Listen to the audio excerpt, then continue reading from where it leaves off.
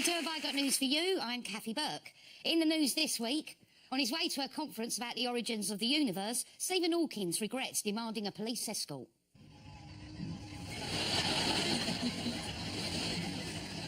In an attempt to confuse would-be assassins, David Cameron meets his stunt double.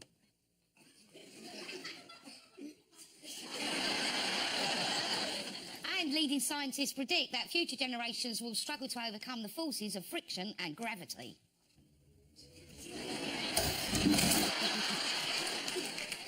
On Ian's team tonight is the Channel 4 news presenter who asked recently, when does a compliment about a woman become sexism? Well, that's a very good question, Blondie.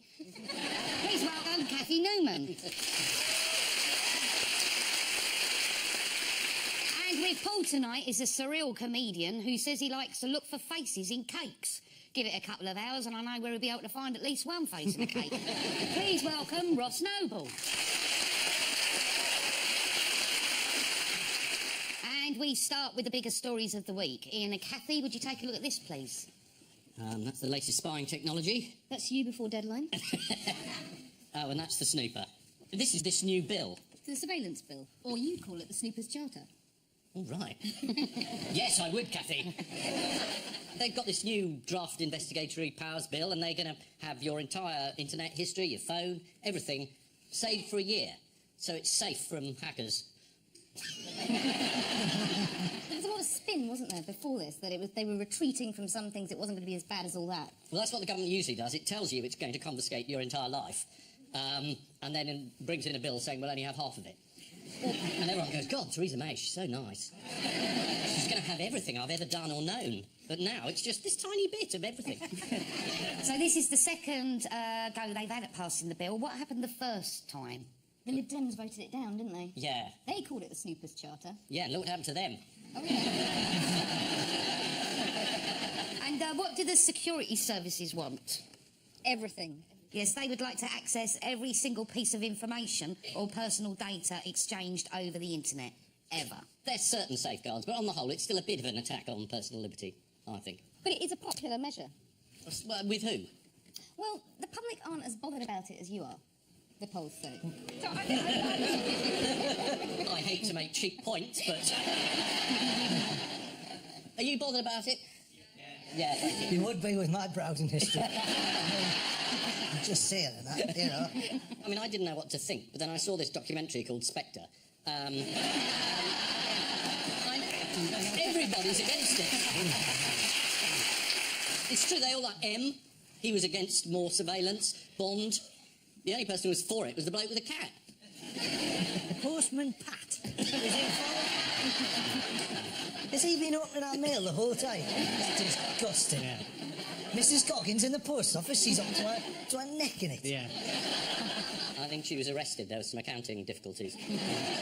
And then they closed the post office Stuff is down, anyway. and now she's alcoholic in a ditch. Yeah. So... Mrs. Groggins. Yeah. That's her. That's her now. Yeah. That's her now. Fell on hard times, she become Mrs. Snoggins. Yeah. Don't pay her the money, poor old woman. Yeah. Working in a post office, now selling herself. Like the way she used to sell stamps. Yeah. First class mail. Come.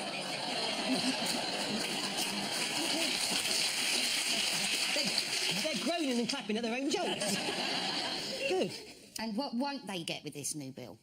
Amazon recommendations. Because that's sort of the upside of it, isn't it? They can be going through and checking people out and going, interesting book on the Cotswolds. They link into what you've just bought, haven't they? And then they say, oh, now you're like this. Well, somebody sent me a link to, apparently they'd gone to buy my DVD, one of my DVDs, and it said, if you like this, you'll also like this. And it was the DVD of Jesus of Nazareth.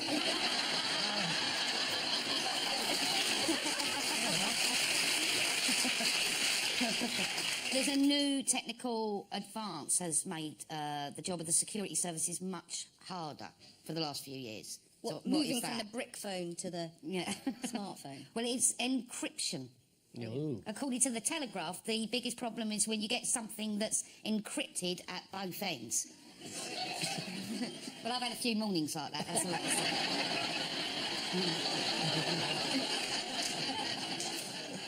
Happy days. WhatsApp, Ian. What? WhatsApp. What's that? WhatsApp, Ian. My kids do that. Yes, I've got WhatsApp. What is it? It's one of the phone applications that's encrypted at both ends, as we've said, which the government is trying to make cryptable. It started out on the iPhone. That was a word you plucked out of thin air. It started out on the iPhone, and this is what Apple have to say about their private messaging apps. Unlike other messaging services, Apple doesn't scan your communications, and we wouldn't be able to comply with a wiretap even if we wanted to. So there you go, terrorists. Another reason to get yourself an iPhone. Yes, but Apple are brilliant. I mean, they don't even comply with a tax demand, so... But then they forced Bono into your iTunes. Surely there's got to be a... Who's come home just in time to have all his phone calls and internet history spied on? Shaka Amma. Yeah, the last British detainee in Guantanamo... The last British detainee in Guantanamo... How'd you say it? Guantanamo Bay. Yeah. Oh, right. Released after 13 years, chained up with a bag on his head. Maybe with all their new powers, the government can finally scrape up some evidence against him. Which government minister has been accused of staggering hypocrisy this week? Well, which one hasn't? No, this week it's Chris Grayling. He's been complaining about journalists using the Freedom of Information Act to find out things. He said it is misused by those who use it effectively as a research tool to generate stories for the media. That isn't acceptable. Yeah, bloody journalists with their stories, eh? Why was he particularly being hypocritical? I was camping earlier in the week and missed this story. Is that Really? Was it nice? excuse? Where? In Quite Wales? mild as well for the time of year. Good, It's that was a too- big I story. think it's too mild. Do you? I do, I don't like it. Has it thrown out your body clock? It really has. I'm menopausal. Are you? So it really doesn't help. No. You just want a cold wind up you. At Do this you? time. You do. You do. Yes, according to the Sun... Waterloo Bridge and the Thames are a simple walk away. What, you want me to jump? No. Cold air. Oh, I see. I want you to jump. You could have gone camping with her earlier in the week. It's a bit You're chilly. very welcome. It was a shepherd's hut. But that's not camping if you're in a Oh, hut. no, you've rumbled me. It's glamping. Isn't Oh, it? Yeah. right. But Does that not count? no, does it? Fuck.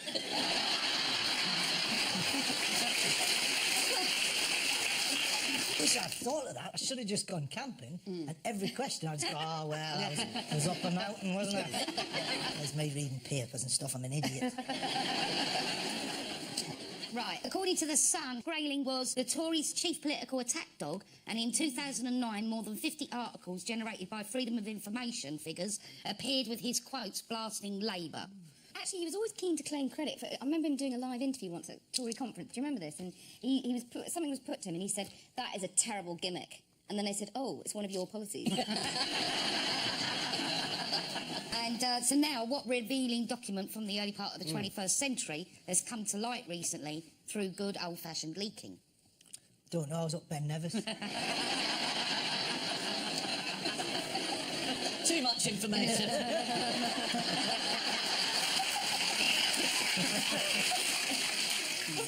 Yes, the Mail on Sunday claimed that a senior figure from Number 10 at the time has revealed that an order was issued to burn and destroy a secret document which said the Iraq War was illegal. Well, this was the Attorney General at the time. Was this Goldsmith's advice? And he said to Tony Blair, this war is illegal. That's my considered opinion. And Blair said, would you like to think again? Or you're sacked. I have no evidence for that. But then they didn't have much evidence for anything anyway, so... On the subject of Iraq, would you like to see a photo of Sir John Shilcott at a bus stop? Did he shoplift in the biggest roll of salami ever seen in England?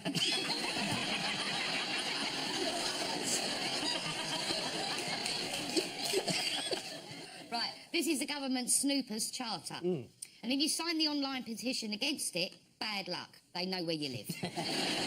Meanwhile, the last British resident held in Guantanamo... Why can't I say it? Just say Margate.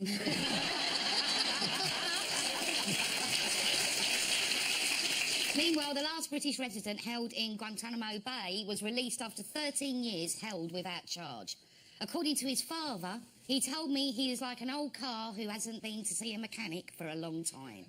Well, apart from those blokes who kept putting jump leads on him. Right, Paul and Ross, here's one for you. Yes, this is Nigella Lawson being protected from the weather. This is avocado and a fork, and that may be her putting it on toast. It probably isn't her, because I can tell that the desk there is the same colour as the desk that I'm sitting at now. So I would suggest that item was filmed here at about 11:30 this morning. Hang on. Nigella Lawson uses this very studio. 11:30 in the morning. Is that right? Absolutely right. So she... What?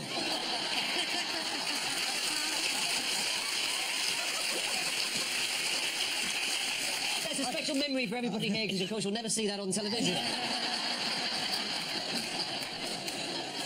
Yeah, she's done a new show, Nigella's Load of Old Rope. Next week she's doing Pot Noodle. Yeah. And then she's doing Angel Delight is the one after that, where she bag of powder and she just...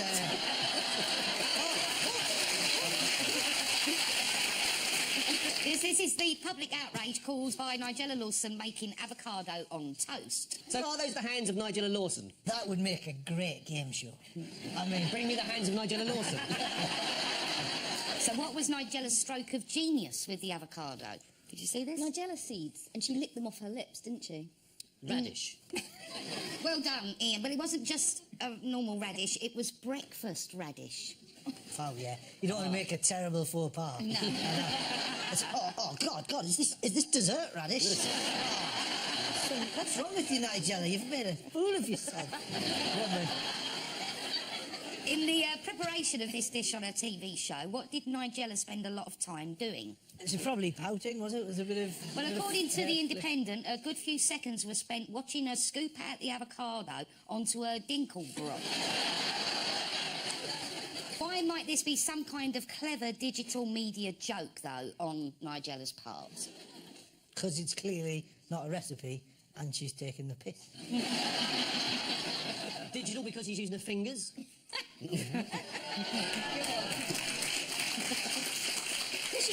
They're doing it again. They're groaning and clapping. Well, avocado is, according to several newspapers, including The Mirror and The Guardian, the most photographed item on Instagram. That's the photo-sharing website for imbeciles. So Nigella could just be taking the piss. What? A photograph of an avocado is the most popular visual image? Yeah, apparently.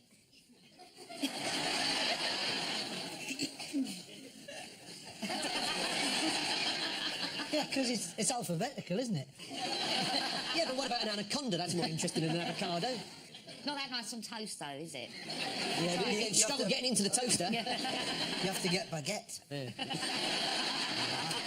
Now that would be an amazing... Imagine if Nigella just came on and she had, like, baguette lined right up along her kitchen and then she enticed an anaconda to lie along it and killed it with her bare hands. Scooped out all its inside. Scooped it right out. Lick the blood.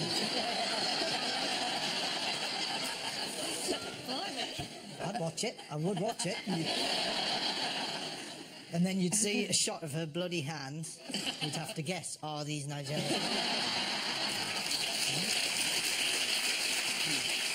What are newspaper fashion editors saying about the avocado? Oh, this is great. It'll fill up 3 pages. Is the fact that they are calling it the ovocado.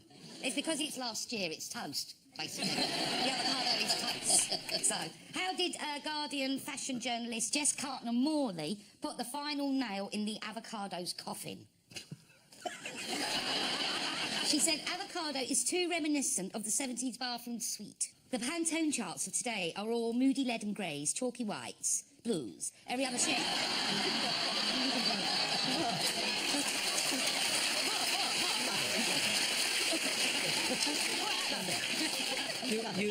You mocked her speaking style. Oh, I did, yes. But I also cut a word that I can't pronounce. Yeah. Every other shade of green has had its day in the Fashion Week sun. Apple, emerald, jade, even school uniform bottle. There you go. Do you know how the avocado gets its name? Yes. It's a cross between 2 plants called an avo and a cardo. It's an old Aztec word, aguacate, which means testicle. It does. Do you have a quick game of avocado or testicle? No! There may be certain medical complaints that have confused the issue. Oh, go on then. Do you Right. want to have a go? Are those Nigella's hands? I can't believe we came to play this. No, we're not. So, we don't have to. No, we don't. This is the BBC, for God's sake, not Yeah. Channel 4. So it's Swollen testicles, though. swollen testicle. Oh, for heaven's sake. Just because on Channel 4 that's all you lot do. My big fake Greek testicles and... I've seen the stuff that surrounds your news programme. It's all filth, all of it. Can I just say, in the news programme, we care about men's health, OK? That's Okay. how liberated we are. Fruit or bollocks, you decide. So avocado or testicle? Yes. Well, he's gonna need antibiotics. Yeah. We say avocado if we must. Oh, God, that's not gonna pull back, is it? Please, God, avocado. Here's another one. Oh, dear me. Same, except smoother. When did this show move to BBC Three? In the last 3 minutes. And finally, this one. I've never seen a pair of testicles like any of Have you those not? three. Have you not? Well, you want to We're get missing all right. This is the backlash against Nigella Lawson's avocado on toast recipe. On the programme, she said how much she liked the sound when I scrape out the last bit of avocado. Avocado is Latin for barrel.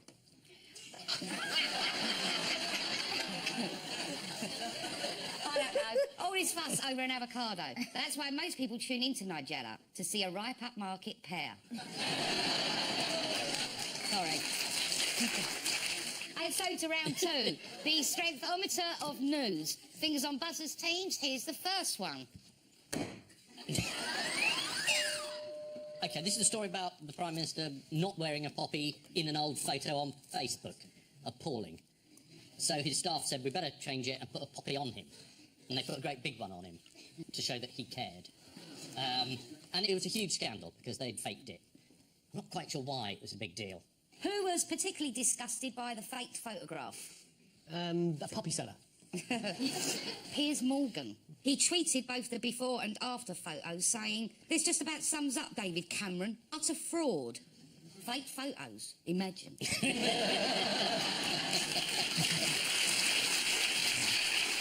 So Cameron isn't the only person who had trouble adding a poppy to their profile picture on social media. Who else was causing poppy-based offence? Somebody else doing the same thing. It was actually Boris Johnson tribute act, Michael Fabricant. He tried to add a poppy to his Twitter profile picture, but things didn't go quite to plan. He tweeted this picture instead. Barbara Windsor made her feelings known on the poppy subject. What did she have to say about it?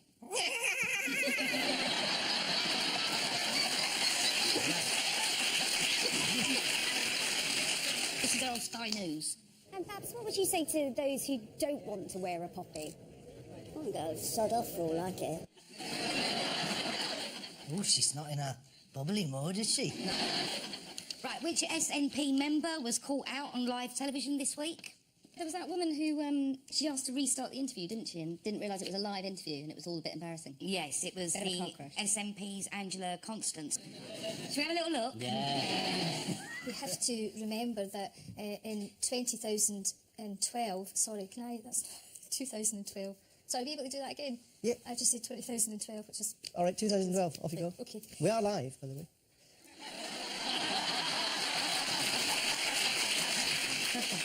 There was good news for Jeremy Corbyn fans this week. What was that? Anyone He's know? still there. No coups. Oh, his calendar's come out in time for Christmas. January, Tim and Tweed. February, Tweed again. But the good news is there's going to be Jeremy Corbyn the musical. According to writers Rupert Myers and Bobby Friedman, it will be A comedic play about Corbyn and Abbott's trip to Germany, replete with songs. I think it sounds brilliant. They said it's James Bond meets the Kama Sutra. I know, I think I've gone off it now. I didn't see that one. Finally, one other politician was being a bit creepy this week. Who was that? Anyone? Just one of them. Well, I'll show you this one, but you buzz in when you know who it is.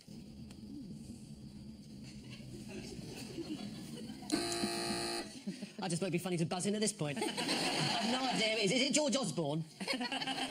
Is it Boris Johnson, is it? Yeah. Well, should we keep it going? Yeah, keep it going. Well, that speed bump's going to slow them down.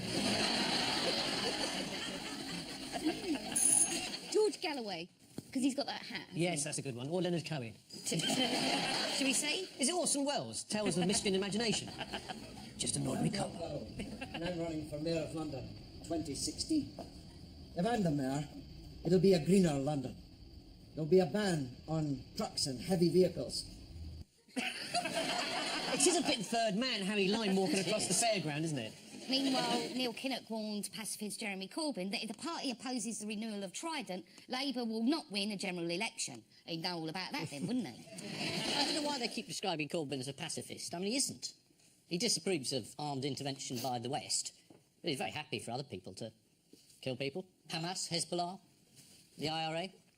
I just thought I'd really go for the comedy now.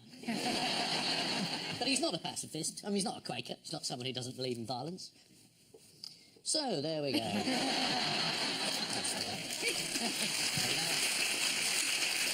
So, fingers on buzzers, teams. It's part of the relationship between China and Great Britain, and this is a portrait of the Queen made in porcelain that this Chinese artist is unveiling for our pleasure. Yes, this is the largest ever sculpture made in Chinese white porcelain. It's the Queen by artist Chen Depeng. Chen said of the Queen, "I can see the wisdom and kindness in her features." Let's have a look at the finished article. What's that? Why is she trying to escape from an ice cream cornet? Didn't she used to work for Jabba the Hutt? Well, Chen said this is meant to show her bursting out as a flower from a bud. Well, I think it just looks like a baby from a fanny. That's what I think it looks like. And every royal baby born with a crown on its head, that's how they can tell them. Well, he said his sculpture of the Queen is meant to show her... In a headlock. Come on, Your Majesty. Well, Mark Hudson, the Telegraph art critic, wrote, "It's rather out of proportion. The back of the head is too large, and he has given her a bit of a boxer's chin. It's ended up looking a little bit like Tom Hanks." How did two men cheer up a Ryanair flight this week? They were lookalikes. They looked alike. You want to see a picture? Neil Douglas and Robert Sterling found themselves sitting next to each other on a flight to Ireland, where passengers noted a strange resemblance between the two. Obviously on their way to a Brian Blessed convention there. Why might Robert and Neil's coincidence be more likely than we think? They're brothers. Everyone's got 6 doppelgangers. No, 7. Call it 7. 7 doppelgangers. At least 7, you're At right. least, yeah. Spot on. I'll have that. Man's limited DNA means we all have at least 7 doppelgangers, which is a fact I didn't believe until I had another look at Beyonce last week. Coming on the bus of the Queen, the Telegraph reported it took 13 attempts and they kept coming out cracked. Anyway, China, good luck with building our nuclear power stations. So, fingers on buzzers, teams. Jeremy Hunt, there he is. He's by a bit of sort of sleight of hand. He's saying that he's given the junior doctors 11% pay rise, but he's increasing the hours that they work. Yes, this is Jeremy Hunt's ongoing row over junior doctors' contracts. What's particularly upsetting doctors? That they think they're going to get a pay cut. Even though the Department of Health says 75% of them will get a pay rise, and nobody can really work out what the truth is. We've tried quite hard, but Jeremy Hunt won't come on our programme. And will he not? Hunt's department leaked their contract offer to the press late on Tuesday night, and all the papers swallowed it. The Guardian went with Hunt to offer junior doctors 11% pay rise. The Telegraph, doctors offered 11% pay rise. The Mirror, The Times, The Independent, The Mail. So... There was a very good letter in The Times about this a few weeks ago. Did anyone see it? Yes, but I've forgotten what it was by now. Dr. Anthony Cohen wrote, Sir, the government has suggested that the hours between 7 a.m. and 10 p.m. Monday to Saturday would represent normal working hours for junior doctors. This is perplexing. MPs do not sit before 9:30 a.m, have an average finish time of 7 p.m. Not only this, but they receive a meal allowance if they work beyond 7:30 p.m. and a free taxi home if they work beyond 11 p.m. Parliament finishes early every Friday and has only sat 4 times on a Saturday since 1939. Maybe we are not all in this together.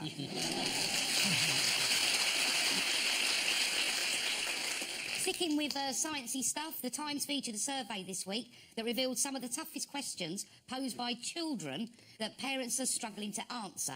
So can anyone answer any of these? OK. Why don't fish have eyebrows? Ask your mother. Why doesn't the moon fall down? Same as the earth doesn't fall down. Well, This child is obviously very stupid. We shouldn't be giving her airtime, him or her. And another question is a brick wall man-made? yes. By a man who made it. Yeah, these are very easy. Or a woman. Or a woman, very good, yes. But if the child had said, is a brick wall woman-made, I'd go, yes, by a woman. But that said man-made, so that's why I said by a man. Never thought. I wasn't being sexist, I was just answering the child's question. What you've done is you've complicated it. Typical of a woman. I'm joking, I am joking. That is a joke. Are there any other questions from this child? Is a brick wall man-made? Because it's incredibly thick. You've really got a downer on these kids. Well, so the kid looks at a brick wall and said, is that man-made? No, it was put there by Jesus. Bloody man-made. Well, one of the other questions was, Go on, do people live on the sun? Yes, they do. Now you And get they're just as stupid as you are. We're taking you back to the orphanage. You're no good. Right, this is the ongoing row between Jeremy Hunt and junior doctors. Jeremy Hunt is currently in the middle of a major A&E crisis, which, as everyone knows, stands for arse and elbow. This week it was also revealed that just 26 MPs have given their recent £7,000 pay rise to charity. Even worse, half of them gave it to Kids Company. Time now for the odd one out round. One between you this week. Your 4 are a co-op in Whaley Bridge, Jekyll and Hyde, Danny Dyer's House, and Cats. Jekyll and Hyde, as ITV's new show, has been going out before the watershed, but there's been some scary bits in it, and people have been complaining about that. So it's about being scared by something. Cats, people have been phoning the police because they've been scared of cats behaving in different ways. Since Egyptian times, cats have been a certain way, but now they've started to develop... they've got onto the internet, essentially. And Danny Dyer is... He's scared of ghosts. He's scared of ghosts, right. So he has a haunted house, maybe. Is that true? Well, no, because ghosts aren't real. The Co-op is the most haunted convenience store in Britain. Yeah. Jekyll and Hyde is the odd one out because it's scary, but he's not haunted. No, they are all too scary, apart from Cats, which we probably should be more scared of. Right. This is according to a new study carried out this week by the University of Edinburgh. So why should we be more scared of cats than we actually are? They were neurotic. Researchers found that your domestic cat shares many traits of aggression and neurotic behaviour with its larger cousins, such as lions and wildcats. So while your friendly feline is snuggling up to you, it may be plotting to kill you. Yeah, because sometimes the really, really evil cats, they'll sit there stroking a small man. How did lovely Danny sum up his experience in the new build haunted house?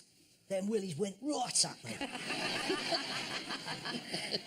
Yes, typically eloquent, he said it was weird shit and no mistake. Apparently Danny's wife, Joanne, has also seen and been touched by a ghost. Did he walk into the bedroom and there was a figure under a sheet next to her? He went, what's going on here? And it went, ooh. Oh, that's a right ghost, that is. The consequence of this for Joanne is that she gets an achy arm.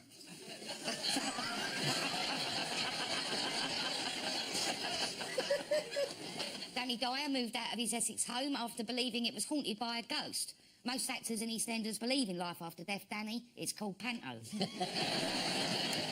Yeah, and 800 people have complained about ITV's Jekyll and Hyde because it's too scary to be shown before the watershed. The watershed is there for a reason. By 9 p.m, when Mum and Dad are watching grown-up telly, kids should be upstairs, gym jams on, shooting a prostitute in Grand Theft Auto. A co-op in Whaley Bridge, Derbyshire, is apparently so haunted it was forced to close 90 minutes early on Halloween to avoid members of staff becoming distressed. Who wants to see some evidence of the ghostly goings on? Yeah, absolutely. Well, that's convinced me. Look. Oh, look at that, look. Any minute now, another ghost's going to come down the aisle and slip on them. Also this week, a shop owner in Hampshire was forced by police to censor a gory Halloween window display. Shall we have a look at the scene? Oh, yes. Snappy again, isn't it? Was it a family butcher's? Local Marion Wood said, most of the traders have done a brilliant job. I just feel that dismembered body parts and what looks like a bloody massacre is unnecessary. EastEnders hard man Danny Dyer recently moved out of his new build property because he believed it was haunted. Yes. Can anyone tell me why Danny was scared? Poltergeist activity. Exactly that. He said there was a weird feeling to the gaff. That spirit's taking a right liberty. And he kept on hearing a knock, knock, knock from his 19-year-old daughter's bedroom. As well as the knocking, Danny also heard someone shouting her name, which his daughter has blamed on the ghost. Right, time now for the Missing Words round, which this week features as its guest publication, Dots and Dashes, the official publication of the Morse Code Telegraph Club. They've really tapped into something. And we start with men dressed as traffic cones, what? Men dressed as traffic cones get drunk students' head up their arse.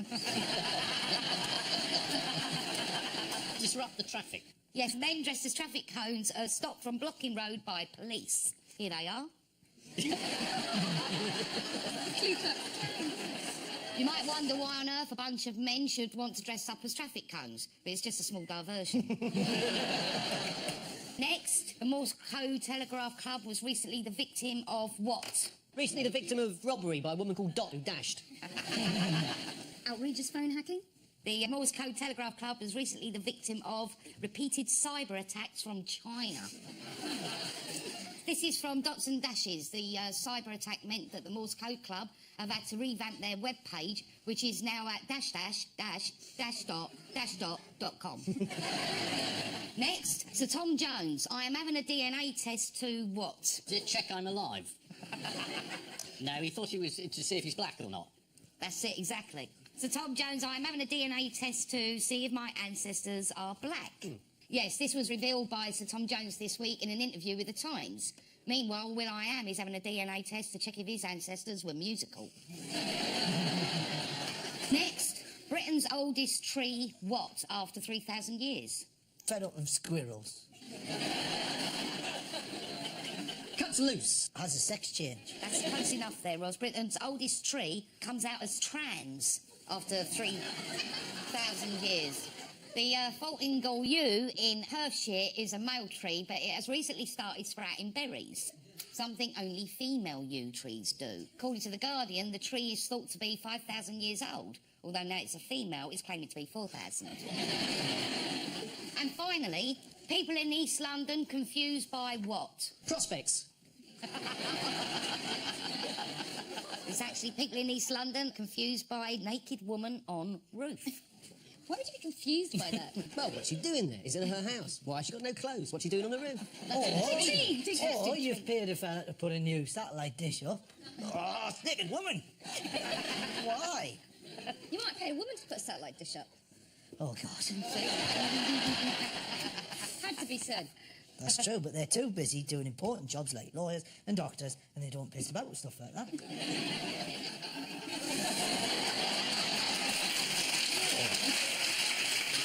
East London workers were left baffled this week after a woman was spotted sitting on a rooftop in the nude for 4 hours. Here she is on the roof. Densely thatched. Well.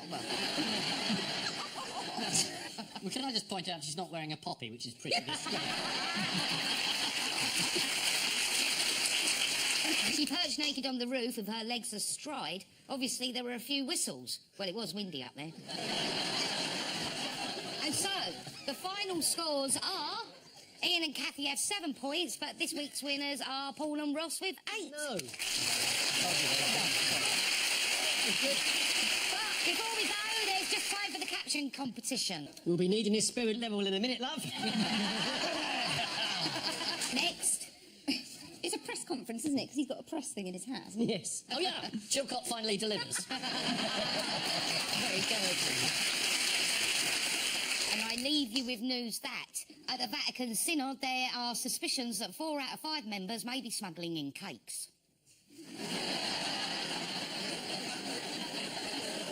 There's embarrassment as Her Royal is photographed with a 70s children's entertainer shortly before his arrest for inappropriate touching. And just as he convinces the Labour conference that he's a safe pair of hands, Jeremy Corbyn drops his falafel wrap. Good night.